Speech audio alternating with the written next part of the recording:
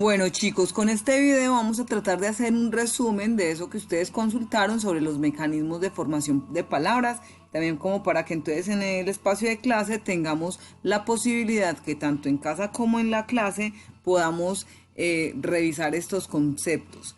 Entonces sabemos que este tema es de la unidad 1 del módulo 3 que estamos estudiando y que esos mecanismos de formación de palabras son los que permiten que el vocabulario en las lenguas, en nuestro caso en el español, pues incremente. Nosotros vamos a estudiar estos 10 temas que ya los habíamos mencionado, ya cada uno había hecho una consulta y a partir de esas consultas que ustedes hicieron, pues yo traigo aquí la ejemplificación para el ejercicio final en donde vamos a evidenciar el aprendizaje de esta temática. Antes de seguir en esos mecanismos, pues es importante recordar que las palabras son unidades de significado. Unidades de significado que a su vez, por lo general, la mayoría de palabras está compuesta por unidades mínimas de significación llamadas morfemas. Ya vamos a entrar a mirar ese significado. Aquí, por ejemplo, hay unas palabras, sol, pez, mi, tú, él, yo, luz, te, sí, un, con, que son monosílabos y que pues por sí solas forman palabras. Estos son lexemas o raíces o morfemas que así solitos tienen un significado. Con es la preposición de compañía, un es al artículo indefinido, si es la afirmación, te es la bebida, ¿cierto? Cada uno tiene un significado global y con esas palabras pues yo podría formar enunciados que permitan comunicar mis ideas. De estas palabras que vemos ahí hay unas que nos van a servir para incrementar el léxico, hay otras que no se modifican, entonces por ejemplo sol, soles, lo puedo pluralizar, puedo construir solar con esa palabra, ¿cierto?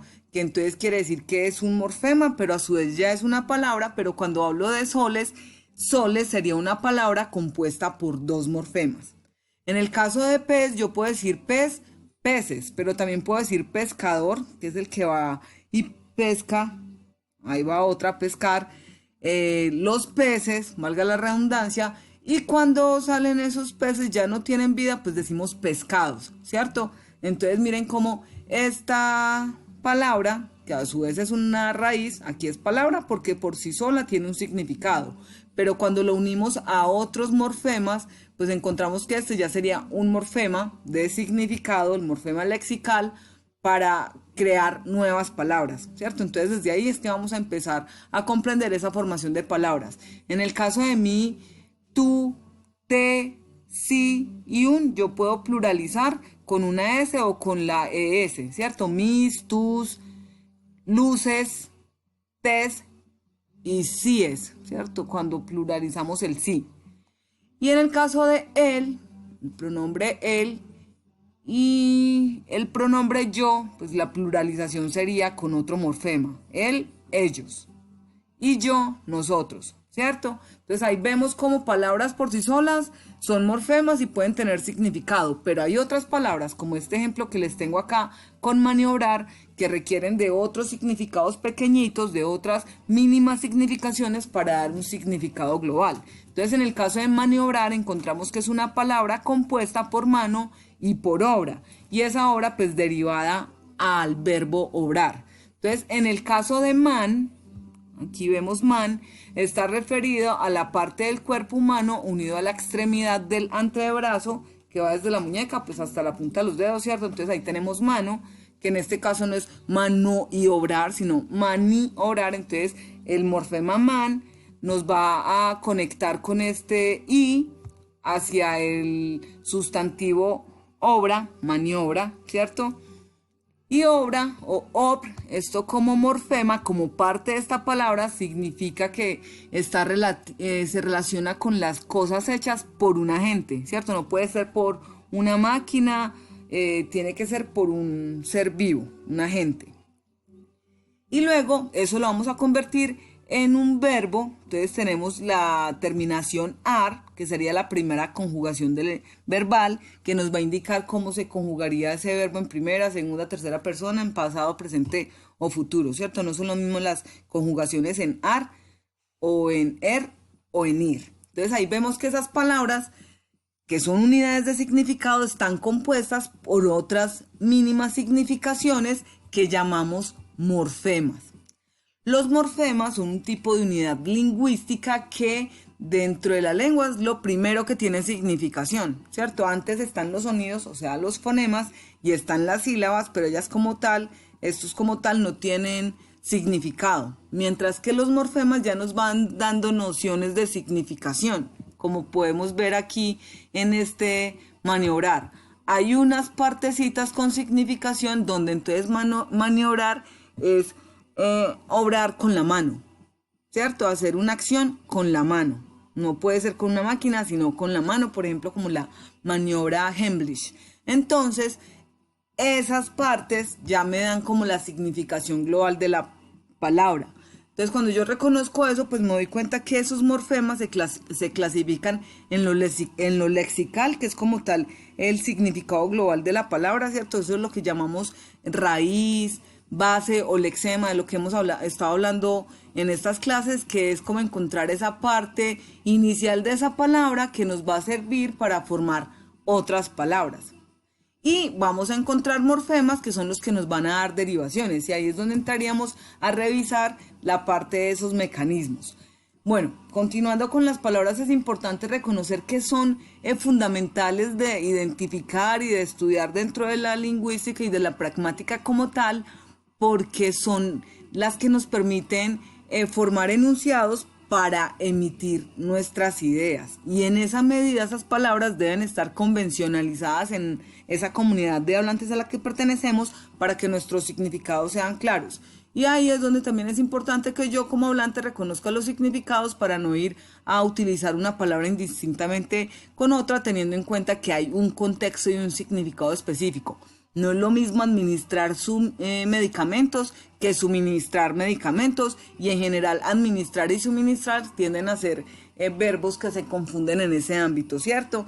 Entonces vamos a entender que esas palabras que nos permiten comunicarnos en lo oral va a ser gracias a la prosodia, lo que permita que el oyente escuche, valga la redundancia, las palabras que le está transmitiendo su locutor, ¿cierto? Y esa palabra es tan importante que son diferentes las ciencias lingüísticas que se ocupan de su estudio. La morfología, la lexicología, la lexicografía y otras disciplinas están pendientes como de qué pasa con la palabra, cómo es usada la palabra por los hablantes. Entonces aquí también es importante que nosotros pensemos un poco en ese surgimiento del español y cómo es que entonces hay un inventario de palabras dentro de nuestra lengua. El español es una lengua que surge producto de varias conquistas en la península ibérica, y entonces cuando ese imperio romano, que es de los primeros que llegan a esa conquista, aunque mentiras que la zona ibérica estuvo pues muy conquistada, pero lo romano hace como mayor relevancia en la medida que cuando llega con su imperio, lo primero que impone es la lengua, el latín, ¿cierto? Entonces, esos pueblos que vivían en la península ibérica en el momento que llegan los romanos, pues se ven obligados a hablar latín. Esos pueblos son iberos, fenicios, celtas, cartagineses, tartesios y griegos. Es importante reconocerlos porque pues eso significa que también ellos tenían las lenguas que les permitían comunicarse. Entonces estaban ahí sin una unidad lingüística como la conocemos hoy en día, pero sí tenían sus medios para comunicarse. Eso se mezcla con el latín y pues surge el latín vulgar. Luego pues los romanos son vencidos, llegan los visigodos con los vocablos germánicos. Esto se agrega lo que es el latín vulgar. Cuando ya no están los visigodos, pues llegan los musulmanes, y con los musulmanes aparecen los arabismos en eso que va a conocerse después como el español. Entonces quiere decir que cuando ya por allá en 1492, un poco antes, los reinos cristianos establecen que el castellano va a ser el idioma oficial de la Nueva España, y luego aparece Antonio Nebrija con la gramática del español. Ese español pues no es producto de solamente ese contexto, ¿cierto? Sino de todo lo que venía atrás, porque las lenguas son seres en evolución, ¿cierto? Que se van mezclando, que se van acomodando como a las necesidades sociales. Entonces ya hay un una lengua oficial, que sería el español en ese caso, o el castellano, llegan los españoles ya como españoles, ya no como península ibérica como tal, sino ya formados con eso que es la Nueva España, y conquistan toda la zona de América, todo el continente americano, gran parte del continente americano, y ese español que es impuesto acá en América, pues también se ve nutrido por americanismos, que hace referencia a los conceptos de, que son tomados por el español y que son prestados pues de las lenguas indígenas. Entonces ahí vamos a encontrar que el español, dentro de toda su evolución, pues va a tener unos arcaísmos y unos neologismos. Unos arcaísmos que son palabras que se consideran anticuadas, que son desusadas o que tienen poco uso, que en la actualidad pues se usa de pronto dentro de lo poético, o las personas que de pronto tenían más, pues las personas más adultas que tenían pues como acercamiento a esas palabras. Entonces colorete, ahora hablamos de labial, porque pues la idea ya no es que el maquillaje esté relacionado con colorear, ¿cierto? Sino con que sea más sutil. Los ósculos eran los besos anteriores que ahora se pueden escuchar de pronto en la poesía. Los anteojos, hablamos de las gafas, antier ya decimos anteayer. Llantar es comer, disque supuestamente, aunque he escuchado que de pronto este disque se emplea más como que entonces sería pues ya un metaplasmo. Mientras que los neologismos pues son palabras nuevas que nacen por una necesidad social actual. Eso quiere decir que en la medida que vamos avanzando como sociedad o que vamos teniendo nuevas tecnologías o ciertos avances, pues van apareciendo nuevos conceptos. En el caso de sororidad, que me parece pues una palabra muy hermosa que surge precisamente desde los feminismos, en donde pues se tenía que la mujer siempre había sido como una rival, las mujeres habían sido rivales entre ellas, no sé por qué, pues por cuestiones como del patriarcado, haciendo que las mujeres compitieran por hombres, muchas veces se tiraban mal. Entonces ahora se trata de una sororidad, de ser más sororas para que haya una hermandad entre mujeres y no tengamos como ese tipo de rivalidades. Eso es un concepto, por ejemplo, un neologismo que surge. También dentro de ese tema que es el machismo, pues surge el embrismo, porque estábamos confundiendo machismo con feminismo. Lo contrario al machismo no es precisamente el feminismo, porque el feminismo es equidad, mientras que el machismo es más como agresión o por debajear a la mujer. Lo que busca por debajar al hombre se llama embrismo.